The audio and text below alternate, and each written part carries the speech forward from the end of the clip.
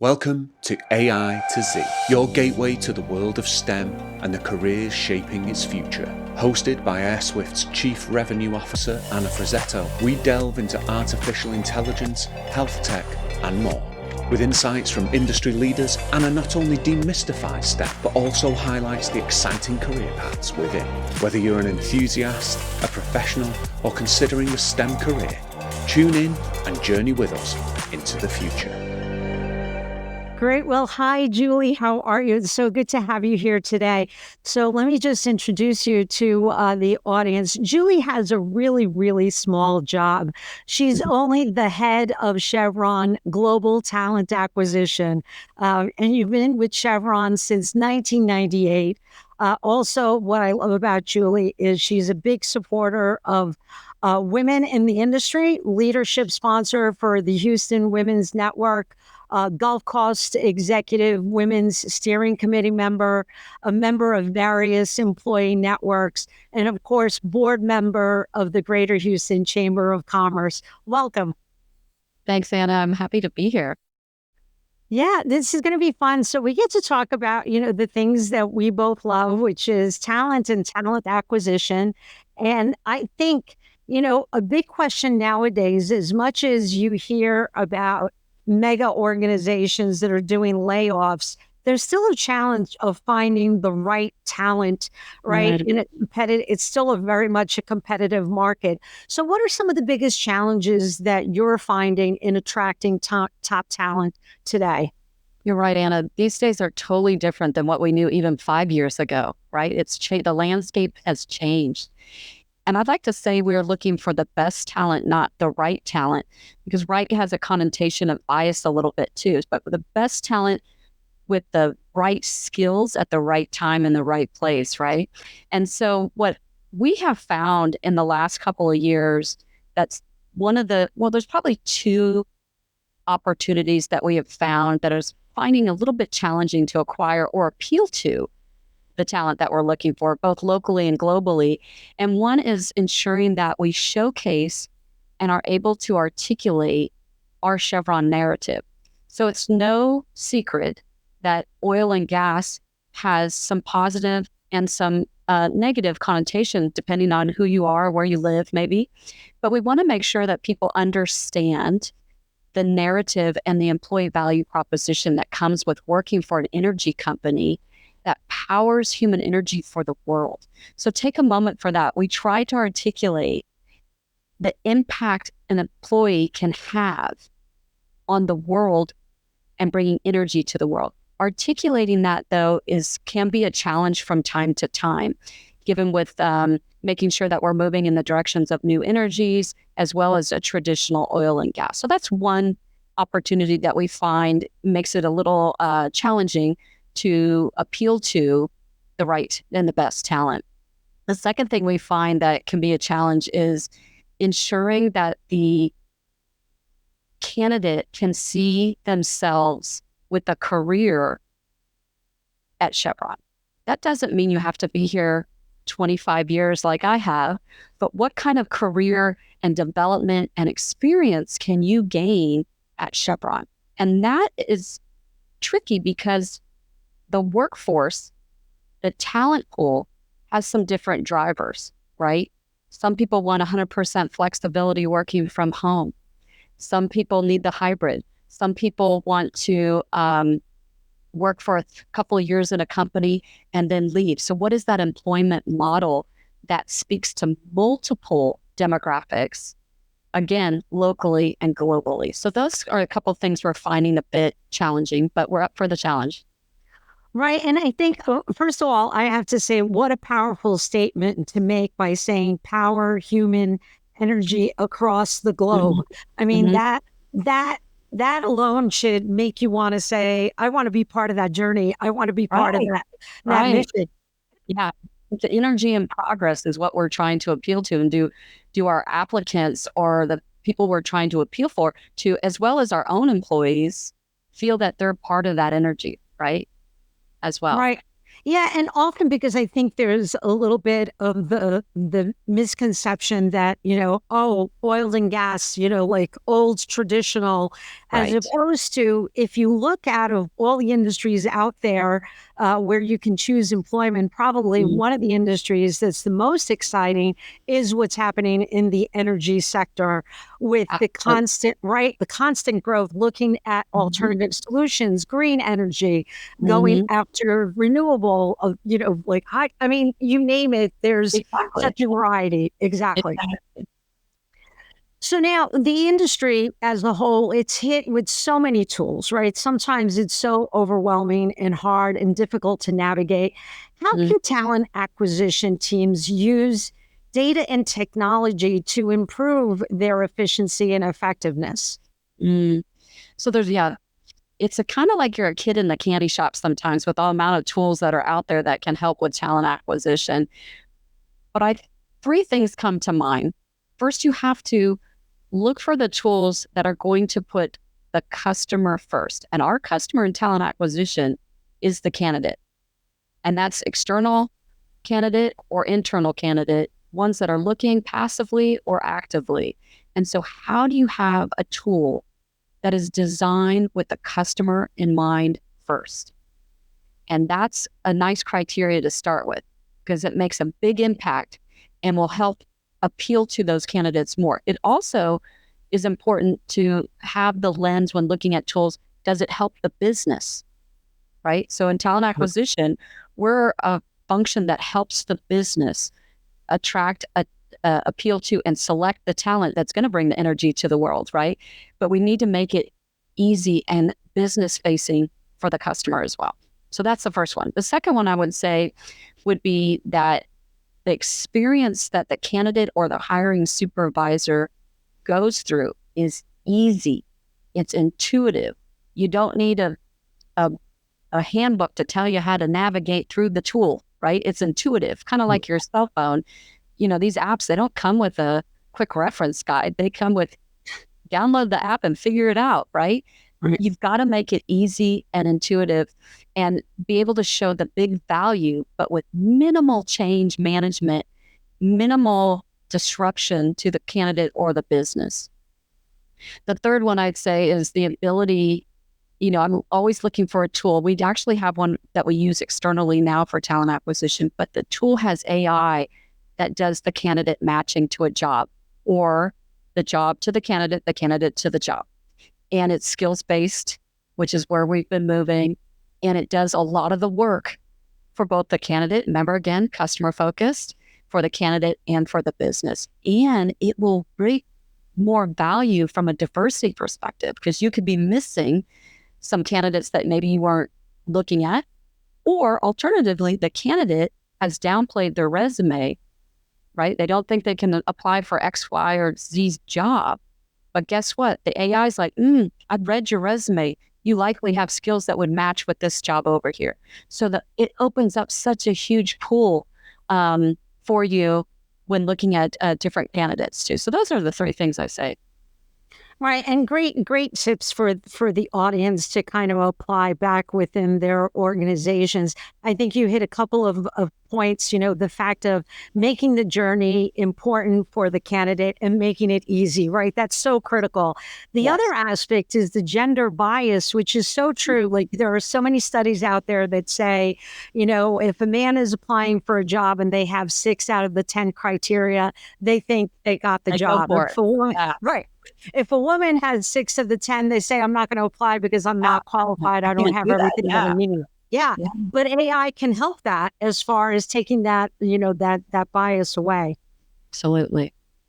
So now, how can talent acquisition teams create a more personalized and human-centered experience for the candidates?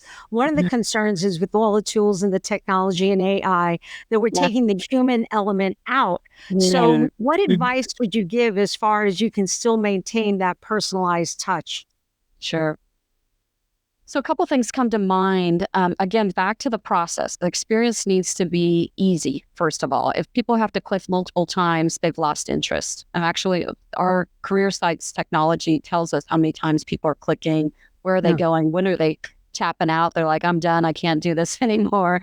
But I think one critical thing is a personalized advertising and kind of marketing approach where you really know your audience and you can have a broad message, but also be able to customize. So for example, when we are hiring for IT, if we have multiple jobs that we're hiring for, we will do a campaign that's specific for that and come up with a targeted campaign, a targeted maybe microsite that provides, speaks to that IT candidate, more personalized. Now they can still learn more about Chevron, but now we've done a double click, if you will, to personalize it more to IT. So that now they're like, oh, they're talking to me about the types of roles and what it's like to not only work at Chevron, but what it's like to work in IT at Chevron. So that, I think, customizing, making sure you know your audience where applicable, but also having a global campaign that speaks to multiple demographics. Not easy to do, but can be done,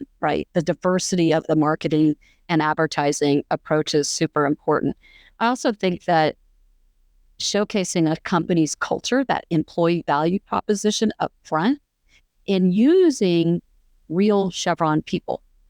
We have a lot of advertisement that might use actors, right? And we started to move away from that and have a balance between that and some real Chevron employees. Now you got to keep up with that too, right? You want to make it fresh and new, but when you can have testimonials from your own employees or retirees or alumni of your company, it starts to feel more personal. It feels more like a culture of people-centered, which is what Chevron is known for as well. We're a very people company, very collaborative culture. And I think that really goes a long way for the person looking to come to work at Chevron. They feel it from the website alone, right? Because you're not really having a dialogue with them if you're only using technology. That first impression is super important. And then I think two things, once you've kind of had them apply and let's say they were selected, giving them timely feedback on that so we're not dragging that out, and a live person talking to them about their questions versus read this website. That never gives a personalized touch, right? Or if we did not select them, that we revert back and give some feedback as to why. That then helps not only the candidate know a little bit more about themselves and what maybe could work going forward, but also secures a positive opinion about our brand. And then I think the last thing is, let's say we've selected them, they're coming to work for Chevron. How do we onboard them in a way that they feel welcomed? We're test driving. I think a lot of companies do this, but a welcome kit, right? So instead of the first day on your desk, you get something, it comes to your house before you even get to Chevron. It's a box of some Chevron swag, if you will, but it's like, hey, welcome. We see you. We're excited to have you here. Here's some things that might help you understand Chevron a little bit more. It's the history of Chevron, our diversity networks that we have, maybe a water bottle and a portfolio as well. But, something that really says, hey, we see you and we can't wait to get you here. So those kinds of personal touches go a long way. I agree, Julie. I mean, I think, I worked for a CEO once that always used to say the expression is we were kind of growing exponentially. How do we stay small, but continue to grow exponentially? Because you want to maintain that defined culture, right? Where that people aspect. And that always becomes a little bit of a challenge. But I think some of the advice, some of the points that you've highlighted, it definitely gives you that human-centered experience, which is exactly what candidates want to be able to relate to. Yeah, it's super hard to do, like you said, Anna, on large company, but still operate as a small company. And we actually say that when I recruit. We're a big company, but a small family. I'm third generation Chevron. I know a lot of people at Chevron, even though, 35,000 or more. I don't know everybody, but it's ironic sometimes. Someone will ask me, do you know so-and-so? Oh yeah, I do know so-and-so. Or people feel that culture the moment they walk in the door, that it's a small family as well. Right. They get that embrace, which is always the way you want to start. Absolutely. So let's talk a little bit about best practices for managing a global talent acquisition process. Okay.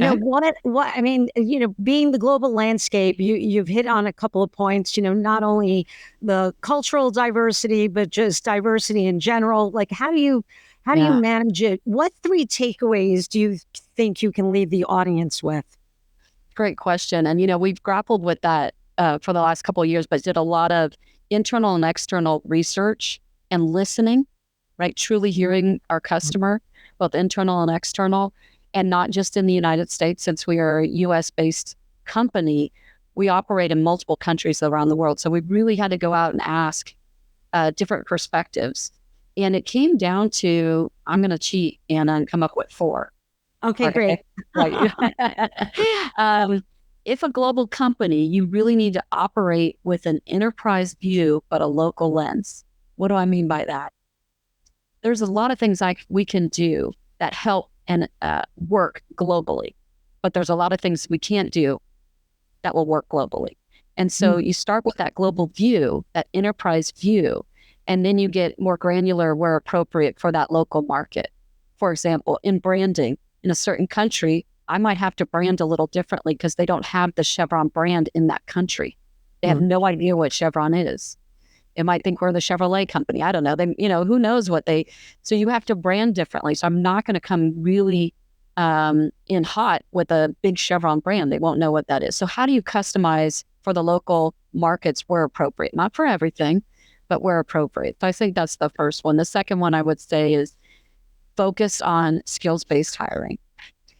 I know that a lot of people in the marketplace now are really looking for what skills do people bring, not necessarily a degree and experience, but what's more of the package, because you can have skills and not have a degree behind it, right? You can have experience that in several different areas that are transferable skills to another area. So how do you focus on skills-based hiring? And then the third, we said it a couple of times, drive that inclusive and equitable practices and processes and programs, and really do what you say you're trying to do. Show those programs. For example, Chevron has a neurodiversity program. We have a veterans strategy. We have a returnship program. These are the things that we put time and energy into because we see the value. And it also helps with thinking differently, bringing in those different mindsets, different experiences, and different skills. And then the fourth one, where I'm breaking the rules and doing more than 3, is provide that relentless, and I've said it multiple times through this podcast, customer experience. If your customer's not happy, it's going to be hard to get that talent to come to Chevron or even stay at Chevron. Also, it will be difficult for those hiring supervisors to do their day job if we don't make the process simple, easy, and value add. They can't get oil out of the ground or figure out what that new energy is if they're constantly trying to click through a TA process, right? So those are the 4 things I think are super important. Right. And great lessons there. And you hit the nail on the head when you said getting them to stay. It's one thing to hire, right? That's right. But our is such a tremendous component to all of this, because if not, you're running in place. Exactly. Yeah. And our employment model over the year and career model is flexing and changing a bit given where we're at in society, right? Long-term employment is different now. So how do you make sure when you're retaining the talent? You don't have to retain everybody, but you should have some natural, healthy attrition. But you need to make that value proposition for the folks to stay. And if they don't stay, they're still a brand ambassador for us when they leave. Right. So, Julie, exactly. So, Julie, what? Unfortunately, we've kind of come to the end. But if you were to leave the audience with a power word, a focus word for the year, what would you leave them with? Yeah, so I thought about this one, and my word is purposeful. If you have purpose and you're purposeful with what you're doing, not only in your personal life, professional life, and if you're in a talent acquisition profession, you're purposeful about what you're doing, the big impact that you have and the value that you bring, and people will feel it, is really important. Fantastic, Julie. What great insight. Thank you so much for sharing so openly, and look forward to having you back on, hopefully in the near future. Absolutely. Thanks, Anna. I appreciate the time. Thanks for joining us on the AI to Z podcast with Anna Frizzetto. If you found value in today's episode, consider following for more insightful STEM discussions. We'll be back with another deep dive. Until then.